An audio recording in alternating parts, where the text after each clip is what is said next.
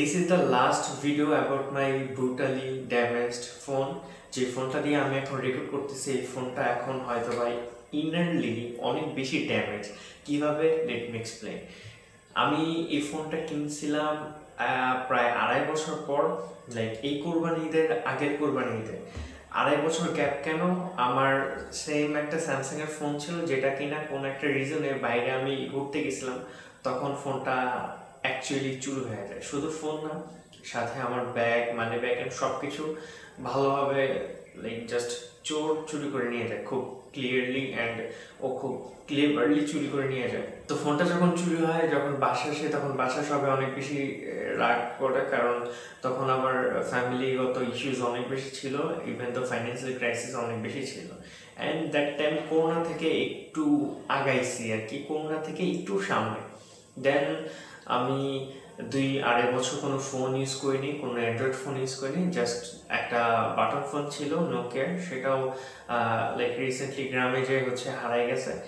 তো নোকিয়ার এই ফোনটা অনেক দিনই আমি ইউজ করছি, আমি বললামই সেটা 2-2.5 বছর আমি নিজে ইউজ করছি, প্লাস ওই ফোনটা আরও 1-1.5 বছর আগের পুরনো। তো একটু যখন ফ্যামিলি কন্ডিশন ভালো হইলো কোনো মতো, আমি এই কোরবানি ঈদের আগের কোরবানি ঈদ গিয়ে এই ফোনটা কিনে অনেক শখ করে। তো ফোনটা অনেক সুন্দর ছিল, ফোনটা এখন স্টিল নাও আউটলুক অনেক ভালো, কিন্তু এটার অনেকগুলি প্রবলেম দেখা দিয়েছে এখন।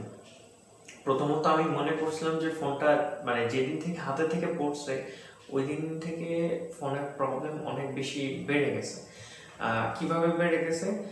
আমি যখন কল দিলাম তখন দেখলাম মাইক্রোফোন কাজ করতেছে না, নেটওয়ার্ক ইস্যু দেখা দিল।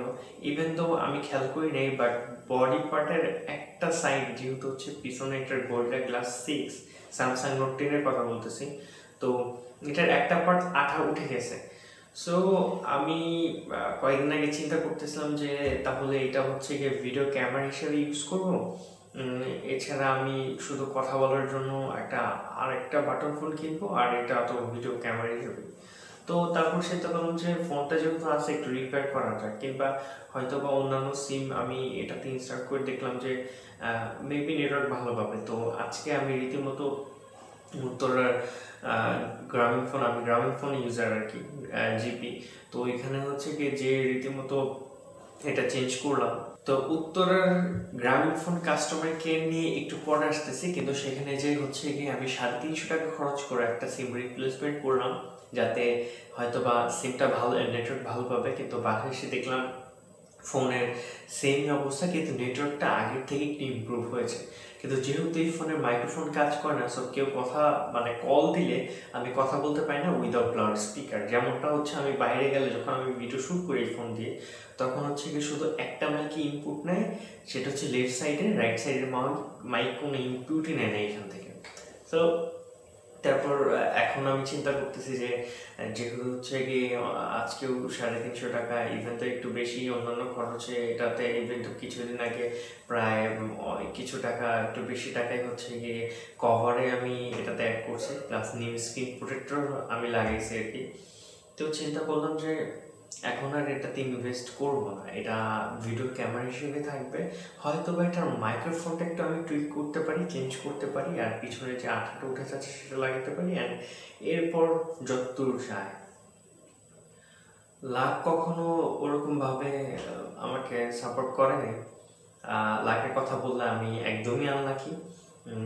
সো জাস্ট এখন এই মুহূর্তে নতুন কোনো ফোন, মানে এত দামি ফোন হয়তো কিনতে পারবো না, আর নর্মাল ফোন আমি কিনতে চাচ্ছি না। অ্যান্ড আমি অ্যাকচুয়ালি ফোকাস চাচ্ছিলাম আসলে একটা ভালো ক্যামেরা কিনতে, কাজ ফোন দিয়ে তো অনেক ভিডিও বানাইলাম। স্টার্টিংয়ে অ্যাকচুয়ালি ফোন দিয়ে ভিডিও বানানো ইটস কোয়াইট ইজি, ইভেন তো বাইরে ভিডিও বানানো কোয়াইট ইজি, কিন্তু একটা ফরম্যাট বা গিয়ে একটা প্রিমিয়াম যে ফিল, সেটা আপনাকে কখনো একটা ফোন দিবে না।